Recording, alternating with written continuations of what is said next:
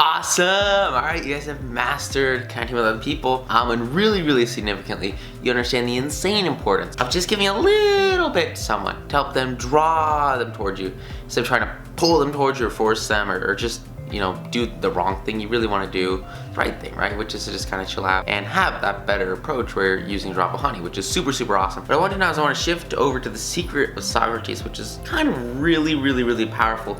And it comes down to this idea of microcommitments. And you guys remember we talked about this earlier. The idea, like, if you can get someone to say yes and yes and yes and yes over and over again, like, you can have a bigger impact on them. And we saw like that movie where, you know, they asked people to say yes to little tiny actions over and over again, these little micro, and then they would do over and over again. And at the end, they would ask them to shove somebody off of a building. And you know, like, they got to that point and they got, you know, 75% of people that they had in the study actually like willing to shove someone over a building and push them over a ledge, because over time they had committed to like hundreds of micro commitments. It led up to that end result. And so it's really important as you understand the secret of Socrates. This can be used in a lot of different ways, and a lot of ways maybe aren't the best, so make sure you use it in the positive light. Make sure you use it in a great way instead of focusing on sort of the negative ways to do it.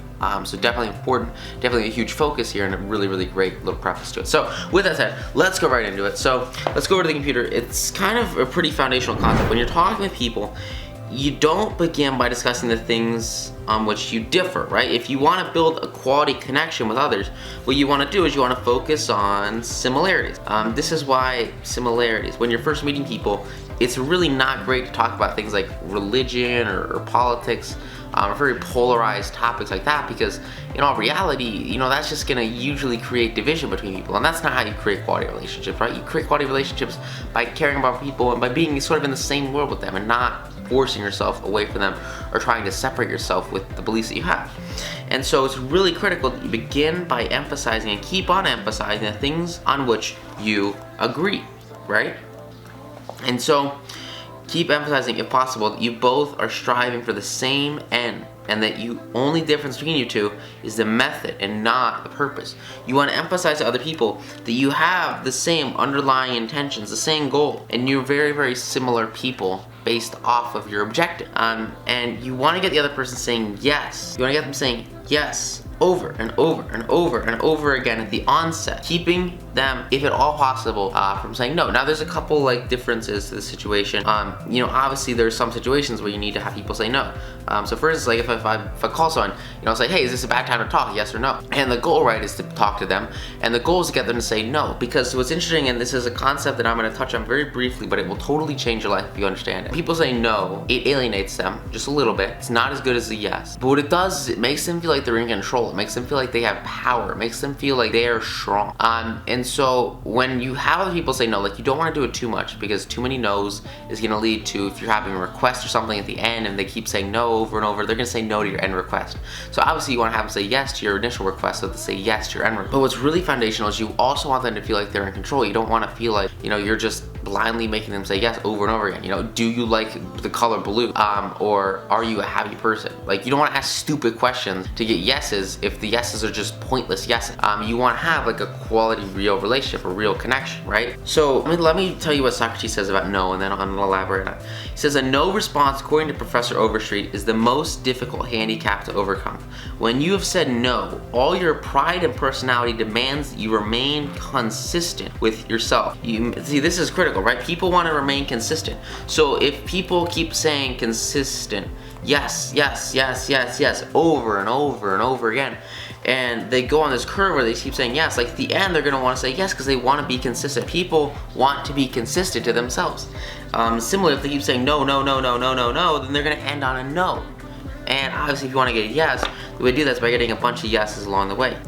You may feel later that, you know, saying no after you said yes so much is wrong, and nevertheless, you have to save your pride. You save pride by being consistent and continuing to say yes after you've said yes before. Very powerful internal motivator. And so the very greatest importance that a person can have is to be affirmative, right? To say yes, to be excited. And the more we're gonna talk about a lot more in just a sec, because yes is really good. Like, yes is foundational. Yes is key. But I want to talk for just a minute about this phrase that I use when I call people. You know, and I'll say it again, and I'll write it down time for you. And I say, hey, is this a bad time? Now this phrase, it took me literally like years to understand and to master this phrase, but ever since I started using this phrase when calling people or speaking with people or trying to, especially cold calls, or just calling friends, right? Like, is this a bad time to talk? The goal and the answer you get most of the time is no. And if it's yes, then you know what? Great, not a problem. I'm willing to back away. I'm willing to walk off. Not a big deal. I'll talk to you later. Give me a call back or whatever. You know what? Not a big deal. And that's when you hang up, right? And it ends. But when they say no, what this does is it makes the person feel like they're in a position of authority over you. It makes the person feel like they're more significant than you. It makes them feel like they have more power than you. And it also makes them want to rebound. Because when people want to reciprocate, right? And they want to reciprocate positivity, and they also want to take back negativity. So if you ask somebody, hey, is this a bad time to talk? And they say no, even though that's technically a positive thing, and even though they're technically saying that they have time for you, in their mind, they just said no. And no is really, really a negative word. It's a bad word. And so in their mind, they just projected a negative thought to you. They just projected no, which is negative, to you. And so because of that, internally, they think that they just hurt. And so because they just hurt you, they want to return the favor in a positive way. And they want to give you a lot of value. They want to give you attention and significance because they just hurt you, right? So in order to regain that relationship, right, it just went down a little bit. Now they have to bring it back up, and the way they bring it back up is by complying with whatever you want, or by assisting you, or by working with you, whatever it is. You're gonna get better results when you put them in a position of power. Whatever it is, you're gonna get better results when you put them in a position of power. So you want to make them feel more important. You want to make them feel like they have an edge on you, because people will want to rebound from no to go to a yes, and then another yes, and then another yes, because yes incites more yeses, right? So definitely a cool little phrase that I use all the time that works really, really, really well. Because you could ask someone, hey, is this a good time to talk? And then you would get a yes. But I'm not a big fan of doing that because I don't like asking questions that are like stupid, like this. I'm asking this question to get a yes. Like I want it to be a genuine yes. If I ask something, like it should be real. It should be. You think that this was the right decision to make in this situation because I'm not 100% sure and I don't feel confident. Like you should be vulnerable when you're asking for yeses, or when you're making a request. Like it should be a legitimate request, not just a stupid, hey, can you juggle, or can you, do you know how to tie your shoes? Like you shouldn't ask dumb questions just to get yes. You should ask significant. And similarly, when you start off with a no, it puts them in a position of power and it makes them want to support you and makes you want to give you yeses. So definitely really, really powerful strategy here is to use this phrase, is this a bad time to talk?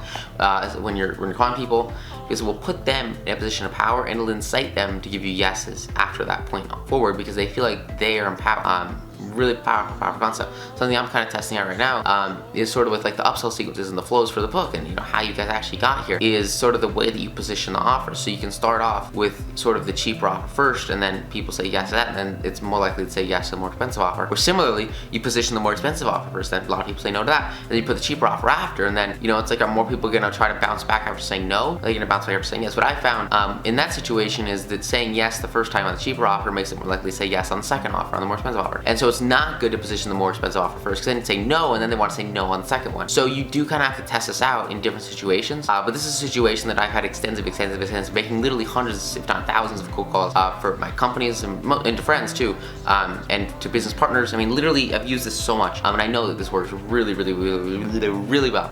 Is to start off the call saying, "Is this a bad time to talk?" It makes people care. So with that said, I hope you guys took note of that. I'm gonna move now to how Socrates talks about yes, because it's really, really, really powerful. So definitely a cool, great, powerful thing to take away from there. Okay, the skillful speaker gets at the outset a number of yes responses. This set of psychological process for the listener moving in the affirmative direction. You want to get people sort of moving up this hill, right? And at the top, this is where you're gonna have like this big yes. But along the way, obviously, you got to get little yeses, little yeses, little yeses, little yeses as you're going.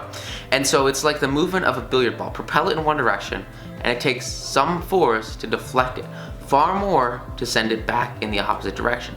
So if you have them going on this path, it's very difficult to sort of break away from the path and then go to the no direction if they're super used to saying yes. Same thing we just talked about. So if you propel in one direction, you've got to push it hard, right? The psychological patterns here are quite clear. When a person says no and really means it, he or she, they're doing far more than saying a word of 2 letters. The entire organism, the glandular, nervous, muscular system, they all gather themselves into a condition of rejection. And there's usually in a minute, but sometimes an observable degree, a physical withdrawal or readiness for withdrawal. And so this is why it's really, really bad to get no's, because no's aren't just a word. They're an actual change in the state of mind of other people, and it makes them internally, physically, mentally shift their whole body into a state of closed off, I don't want to listen to you, no, not gonna happen, screw you, I'm done. This is why our little phrase here of, is this a bad time to talk, is really powerful, because this sort of does the opposite. Instead of this no closing off other individuals, or instead of this no making other people upset or making them feel like they're rejecting people or making them close off their body, instead what this no does is very, very powerful. This no opens up conversation. This no opens up communication and collaboration. It's one of the only examples I've ever seen that actually takes no and puts it in a positive, makes people actually want to say no so that they can move forward with the conversation. But most of the time, your no's are gonna be bad. Your no's are gonna really cut off people. And a no is honestly just one of the worst things you can hear, because it makes them want to keep saying no, and it's just not a good place to be. So with that said, there's usually sort of to go through this process where the whole neuromuscular system, in short, sets itself on guard. That's this no leads to being on guard, right? And so people get on guard when they say no, against acceptance. And when to the contrary, the person says, yes, when they say yes, this is really, really, really, really great. Because yes, none of this withdrawal takes place. The organism, the people, they are in a forward moving, accepting altitude. They are accepting. They want to move forward. They want to have success. And so it's so critical that you focus on getting yeses at the very outset, which makes it more and more and more likely that you succeed in capturing their attention for whatever your ultimate proposal is. Whatever the big ask that you have of somebody is, you want to make sure that you get yeses before you actually ask for the big ask. And so it's a very simple technique. This is the yes response. And yet it's just so crazy how much it's rejected, because yes is so good. It's often seen as if people, they get a sense of their own importance by antagonizing others at the outset, which is not the goal, right? If you get a student or a client to say no, or you get your child or your spouse to say no, it takes wisdom and patience, angels, to transform that bristling negative into an affirmative. However, if you use the yes technique, you can have a lot of really, really great results. Really foundational example here from James Eberson, who was a teller at Greenwich Savings Bank in New York City. To secure, he's working at this bank, right? He's just chilling out, giving people money, doing his thing. He's got his bank going on, and he wanted to secure this prospective client who might otherwise have been lost. And this man came in to open an account, and he gave him the usual form to fill out. He said, look, hey dude, this is the form that you need to fill out to open a bank account. This is back when bank accounts cost like a lot of money. And so he gave him this form, and some of the questions he answered willingly. He said, you know what, sure, here's my name, here's my information, social security, whatever.